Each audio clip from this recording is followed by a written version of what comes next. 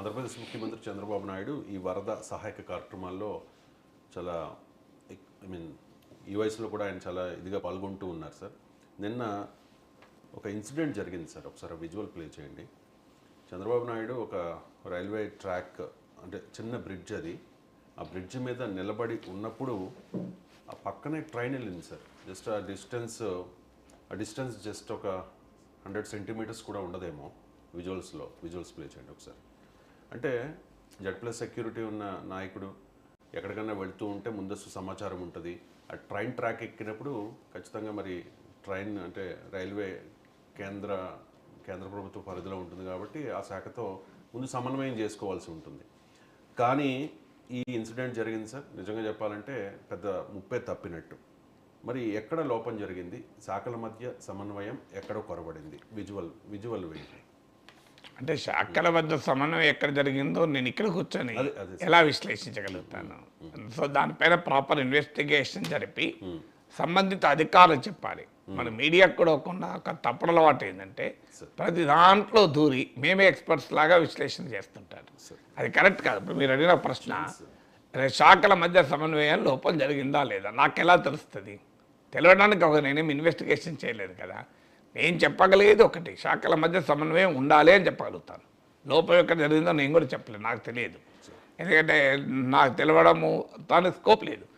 సాధారణంగా అంటే railway track దగ్గరలో రైల్వే ట్రాక్ పైన ఉండేటప్పుడు జాగ్రత్త తీసుకోవాలి. ఎందుకంటే కొన్నిసార్లు మనకు తెలియకుండా ఎంత సమన్వయం ఉన్నా జరిగే ప్రమాదం ఉంటుంది. అందువల్ల మరి ముఖ్యమంత్రి పర్యవేక్షణ జరుపుతున్నప్పుడు అధికారులు ఆ జాగ్రత్త కూడా తీసుకోవాలి. ఏదైనా స్ట్రక్చర్స్ పైన నిలబడి పరిశీలించేటప్పుడు ఆ స్ట్రక్చర్ స్ట్రెంత్ ఎంత అని కూడా చూడాలి. ఎందుకంటే సడన్గా ఏదైనా జరగవచ్చు కదా.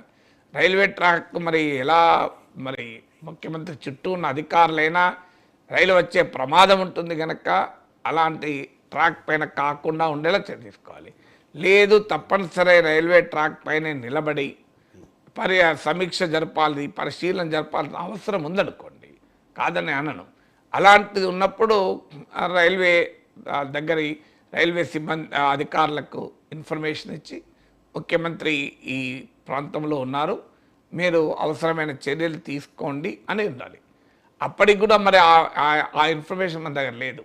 అంటే రాష్ట్ర ప్రభుత్వం అధికార యంత్రాంగం ముఖ్యమంత్రి పర్యవేక్షణ సందర్భంగా రైల్వే అధికారులకు సమాచారం ఇచ్చిందా, ఇచ్చినప్పుడు రైల్వే అధికారులు దాన్ని స్పందించలేదా, లేదా రాష్ట్ర ప్రభుత్వ అధికారులు కూడా 2 నిమిషాలు ఇప్పటికే ట్రైన్ వస్తుందా, ఈ లోపలే ట్రైన్ వస్తుందా అనే టెండెన్సీ ఉంటుంది.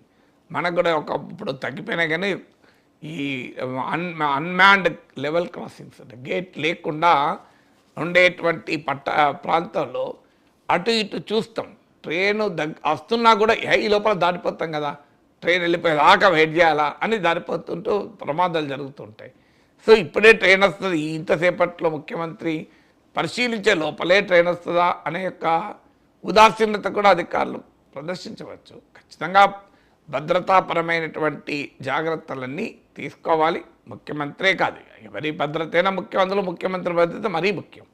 సో మరి ఎక్కడ పొరపాటు జరిగిందో ప్రాపర్ ఇన్వెస్టిగేషన్ అయితే జరగాలి. ఎందుకంటే ఇన్వెస్టిగేషన్ జరపడం వల్ల లాభం ఏంటంటే ఈ సెక్యూరిటీ బ్రీచెస్ను ఫ్యూచర్లో జరగకుండా అరికట్టచ్చు. అంటే ప్రాపర్ సెక్యూరిటీ ప్రోటోకాల్స్ మెయింటైన్ చేయడానికి అవకాశం ఉంటుంది.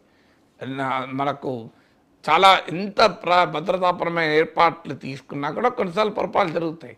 ఆ మధ్య PM కాన్వాయ్లోకి ఓ వెహికల్ వచ్చింది అని కూడా మన వార్తలు చూసాం.